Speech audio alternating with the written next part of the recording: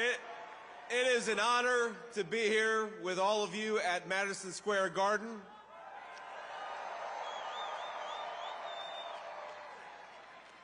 Now think about this, for more than a century, America's most celebrated heroes and legends have made history inside this iconic arena. This, where we stand, is where the greatest of all time, Muhammad Ali, faced Joe Frazier in the fight of the century. It's where the King, Elvis Presley, played for 80,000 screaming fans. It's where the immortal Hulk Hogan pinned the Iron Sheik and let Hulkamania run wild. And now, on the eve of the most important election in our history, the greatest champion of them all, Donald J. Trump, has come to Madison Square Garden.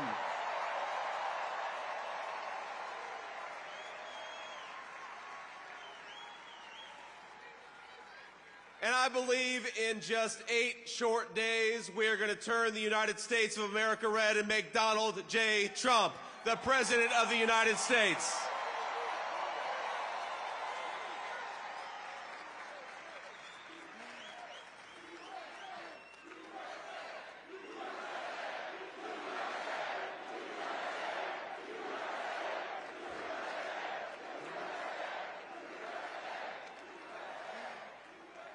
Now, my friends, I've got the easiest job in American politics.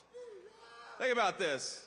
All I've got to do is remind people what life was like when Donald J. Trump was President of the United States. We had peace. We had prosperity. Take-home pay was rising the fastest that it had in 40 years.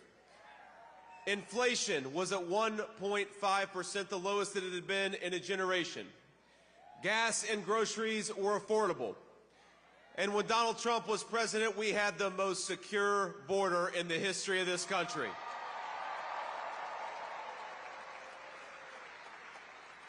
That's the Donald Trump record, and that's a record that's going to win in just 9 short days.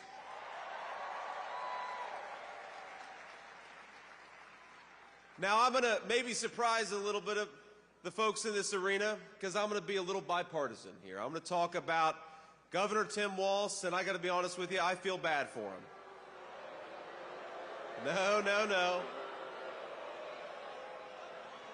We ought to spare a prayer for Governor Tim Walz, because he's got the hardest job in American politics. He's got to convince the American...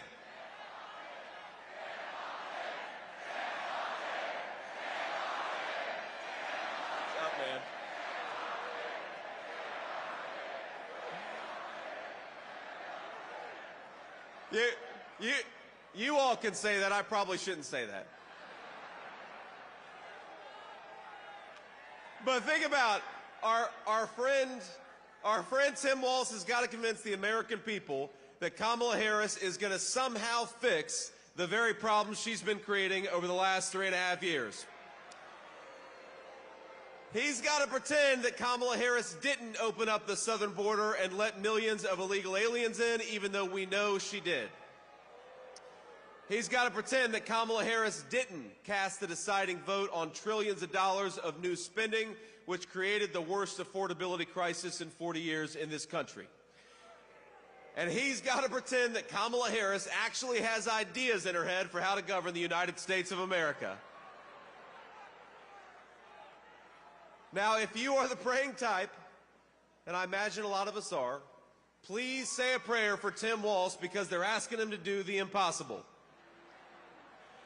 Kamala Harris acts like she's the candidate of change when she's been in office for 4 years. She says she can fix everything, but Kamala, day one was 1,400 days ago. What the hell have you been doing that whole time?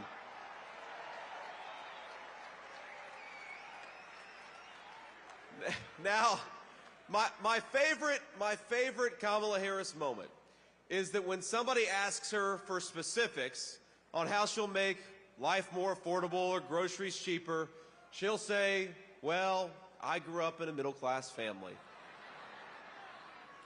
You say, Kamala Harris, how are you going to close down the southern border? Because for 4 years you've left it wide open. And she'll say, well, I made the hash browns when I worked at McDonald's, and I was pretty good at it. And anybody with a lick of common sense is saying, Kamala Harris, you didn't answer the question. You didn't actually tell the American people how you're going to fix what you broke. And I got to be honest with you, even on that McDonald's answer, I'm not sure that she ever worked at McDonald's. In fact, I think our president, Donald J. Trump, has probably worked at McDonald's for longer than Kamala Harris has.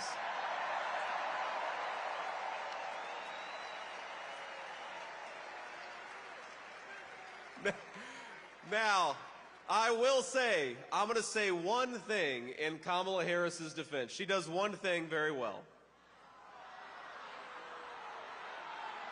Look at this.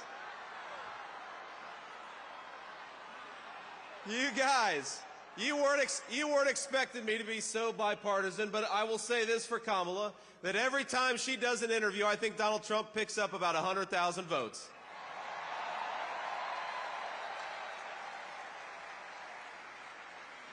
Now, we're, of course, in one of the proud baseball cities in the United States of America. So you know the problem with a softball interview is that you've got to be able to hit a softball still. And that's the problem with Kamala Harris, is I don't think that she could hit a T-ball based on what we've seen over the last couple of weeks. When she was asked what she would do differently compared to Joe Biden, she said, nothing comes to mind. She's running on how she's going to be different, but she couldn't name a single thing that she would do differently than Joe Biden. Now, I will say that could be the Kamala Harris official campaign slogan. Kamala Harris, nothing comes to mind.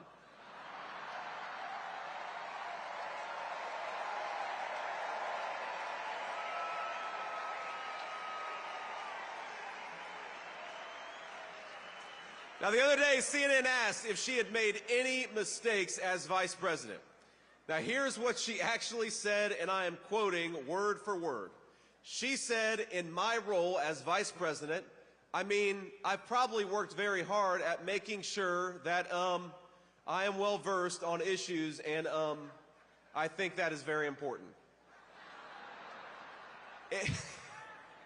It's a mistake not to be well-versed on an issue and feel compelled to answer a question. Now, I have no idea what any of that means, and frankly, neither do any of you. None of us know what the hell she says. Now, she may not be able to name any of her mistakes, but the American people sure can. And 9 days from now, we're going to tell Kamala Harris, you're fired. Go back to San Francisco where you belong. Get the hell out of the White House.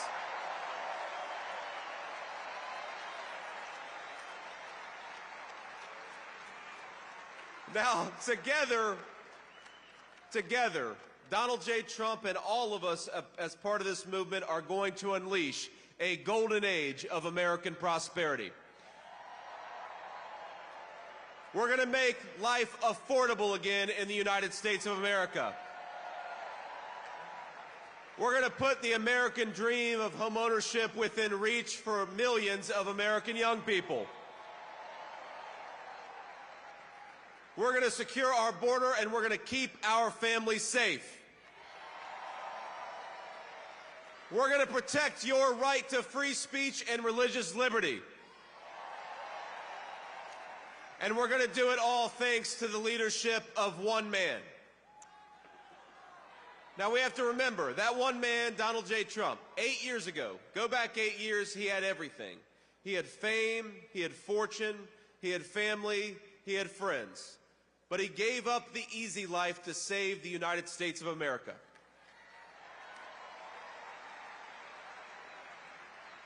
When they couldn't beat him, they tried to bankrupt him. When that didn't work, they tried to impeach him. When that didn't work, they tried to put him in federal prison, and when that didn't work, they even tried to kill him. But as sure as the American flag still waves, Donald Trump still stands, ready to fight ready to win, and ready to make America great again. God bless you all. Thank you so much. Let's do it.